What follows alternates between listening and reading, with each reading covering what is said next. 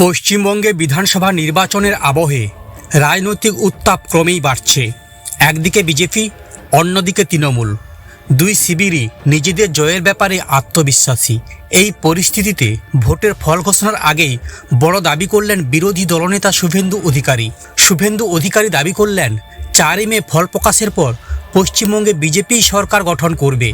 এই প্রসঙ্গে কথা বলতে গিয়ে শুভেন্দু বলেন, বর্তমান মুখ্যমন্ত্রী মমতা বন্দ্যোপাধ্যায়ের নেতৃত্বে রাজ্য ধ্বংসর পথে এগিয়ে যাচ্ছে এবং এবার সাধারণ মানুষ ভোটের মাধ্যমেই তার জবাব দেবেন। ভোটের ইস্যু হিসেবে তিনি বিশেষভাবে তুলে ধরেন ভোট ব্যাংক রাজনীতি এবং অনুপ্রবেশের অভিযোগ। শুভেন্দুর দাবি, সীমান্ত রক্ষার কাজে বিএসএফকে প্রয়োজনীয় জমি না দেওয়ার ফলে রাজ্যের জনবিন্যাসে পরিবর্তন ঘটছে। তার বক্তব্য অনুযায়ী ইতিমধ্যে রাজ্যে 9টি জেলায় মুসলিম প্রধান হয়ে উঠেছে, যা তিনি নিরাপত্তার দিক থেকেও গুরুত্বপূর্ণ বলে মনে করছেন।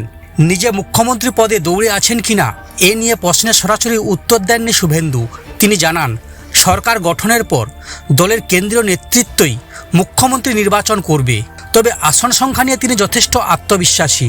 প্রথম দফা ভোটেই বিজেপি 110টি আসন পাবে বলে দাবি করেন তিনি। উনার কথায় তৃণমূলের দুঃশাসন ও লুটপাটের অবসান খুব শীঘ্রই হতে চলেছে। অন্যদিকে তৃণমূলের সর্বভারতীয় সাধারণ সম্পাদক অভিষেক বন্দ্যোপাধ্যায়ও কাটোয়ার জনসভা থেকে জয়ের ব্যাপারে সমান আত্মবিশ্বাস দেখিয়েছেন।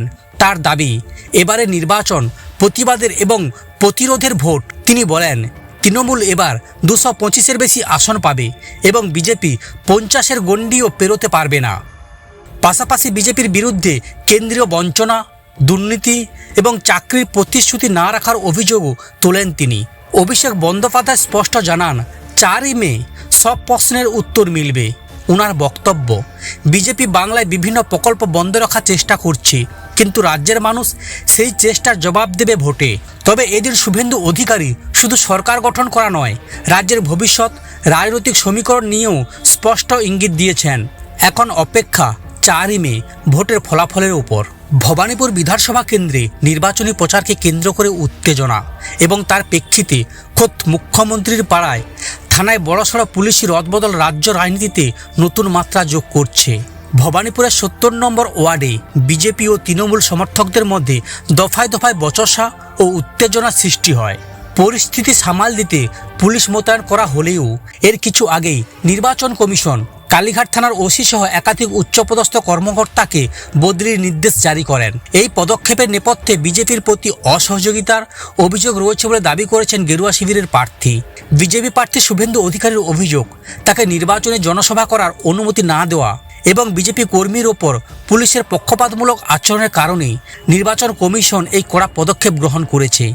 কালীঘাট থানার ওসি উৎপল ঘোষকে সরিয়ে তার জায়গায় গৌতম দাসকে দায়িত্ব দেওয়া হয়েছে। নির্বাচনের অন্তিম লগ্নে এসে তপ্ত কলকাতার হাই ভোল্টেজ কেন্দ্র ভবানীপুর।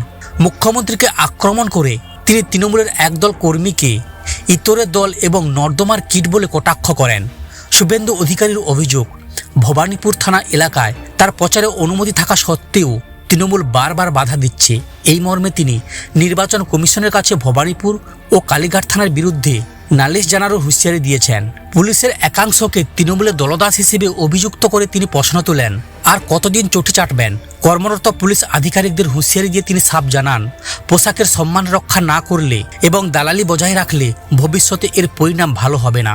শুভেন্দু অধিকারী তার বক্তব্যে বারবার পুলিশের নিরপেক্ষতা নিয়ে প্রশ্ন তোলেন। তিনি দাবি করেন, প্রশাসনকে ব্যবহার করে তৃণমূল বিরোধী দমনে লিপ্ত হয়েছে, তবে সময় বদলে যাচ্ছে। উল্লেখ করে তিনি আধিকারিকদের মনে করিয়ে দেন যে তাদেরও দায়বদ্ধতা থাকবে। প্রশাসনের উপর এমন সরাসরি ও কড়া আক্রমণ নির্বাচনী আবহে নতুন বিতর্কের জন্ম দিয়েছে। তাকে ঘিরে তৃণমূল ও বিজেপির মধ্যে বাদানুবাদ তুঙ্গে উঠেছে। মুখ্যমন্ত্রী নিজের কেন্দ্রে দাঁড়িয়ে শুভেন্দু দাবি করেন, ভবানীপুর আর তৃণমূলের নিরাপদ দুর্গ নেই।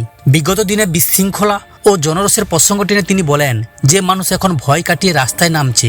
মমতাকে সরাসরি চ্যালেঞ্জ জানিয়ে তিনি বলেন, এবার ভোট হবে ইঞ্চিতে ইঞ্চিতে।